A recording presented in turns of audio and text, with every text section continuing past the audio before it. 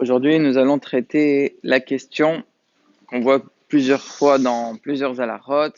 La question, elle est si jamais la halacha dans un cas, elle nous dit Asur les ahmir parce qu'il y a une sakana. Si une personne, elle veut être mahmir, elle dit moi, je suis prêt à prendre des risques. Pour ne pas être envers, elle veut être mahmir. Est-ce qu'on lui laisse? On lui dit non, Asur les ahmir. C'est une question qui peut revenir par exemple à Kippour, lorsque un médecin il dit à un malade, voilà, c'est dangereux pour toi de jeûner, et le malade il veut pas écouter. Alors, ça arrive très fréquemment, il peut pas supporter manger à Kippour, donc il veut être mahmir. Est-ce qu'on le laisse ou on le laisse pas? Ça c'est la question, et on va répondre sur 2 jours. Aujourd'hui on va commencer un petit peu à partir du Marol, et demain on arrivera au Psar.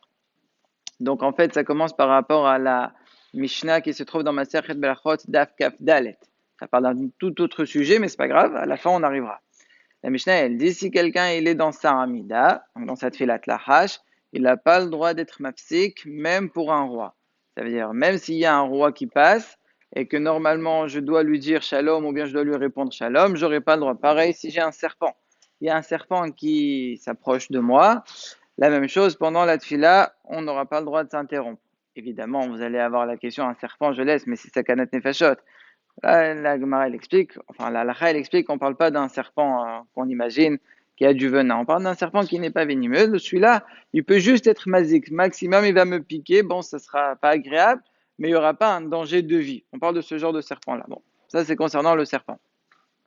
La Gemara, d'où elle est dorée, et qu'on n'est pas mafsik même pour le roi, elle fait une dracha du passour qui se trouve dans Shema. Dans Shema, on dit Wedi Barta Bam. Ça veut dire quoi? Tu pourras parler en eux. C'est qui eux? Kriyat Shema. Donc, Kriyat Shema, il y a des cas où tu peux parler. Il y a des cas, normalement, il ne faut pas parler. Mais il y a des cas. Si, par exemple, quelqu'un, il veut être méché, vimpné à kavod. Quelqu'un, je lui dois du kavod, il me dit shalom, par respect, je dois lui répondre, j'aurai le droit d'être méché. Bon, il faut revoir les détails, il y a beaucoup de détails concernant cette halakha.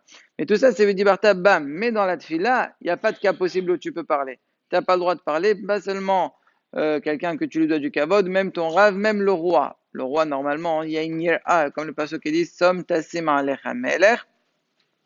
Et là-bas, on est doresh, kedesh etei mato alecha. Donc, on a une crainte spéciale vis-à-vis du roi.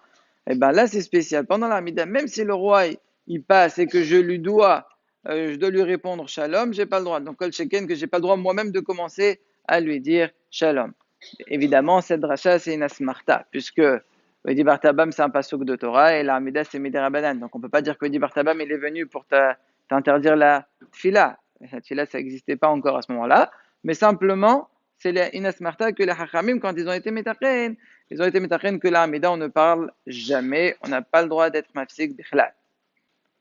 Et la Gemara, toujours dans Blachot, cette fois dans le Laf Lamed Bet, elle dit attention, tout ce que je viens de dire par rapport au roi, c'est un Melech Yehudi, que là, il n'y a pas de hashash qui va te tuer. Connais les halachot.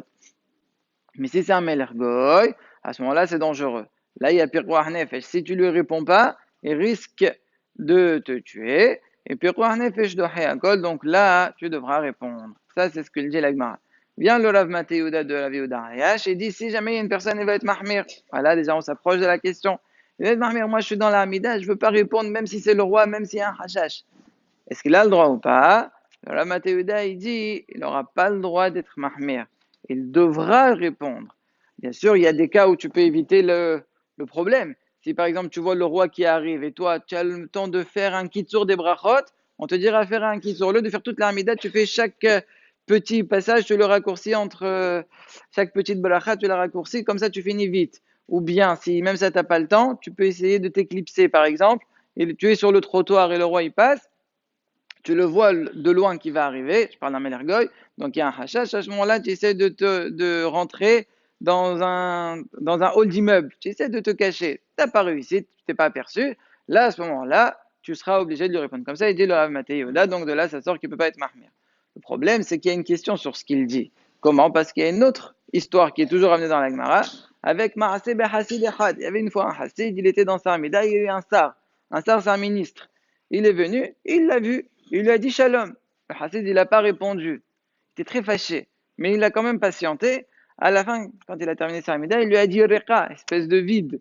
On verra pourquoi il l'appelle comme ça. C'est le sort qui parle comme ça au Hassid. Il lui dit espèce de vide. Imagine, je t'avais coupé la tête. Mi ayatove adamcha, qui aurait réclamé ton sang? C'est-à-dire, tu sais pas que en ne me répondant pas, j'aurais pu te tuer.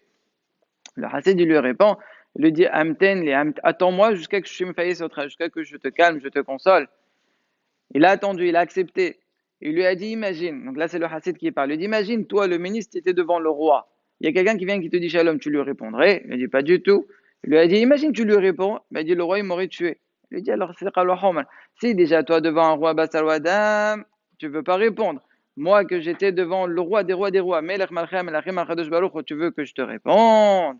Nit payas. Le sar, il a accepté l'argument et Allah les shalom, il est parti. Donc, qu'est-ce qu'on voit de cette histoire? Que le Hassid, il était mahmir. Pourtant, on voit comme quoi que le sar, il aurait pu le tuer. Et non, on a dit, selon le Rav Mathieuda, qu'on n'a pas le droit d'être mahmir. Bon, ça fait une stira, ça fait un peu long, on verra la suite, la prochaine fois.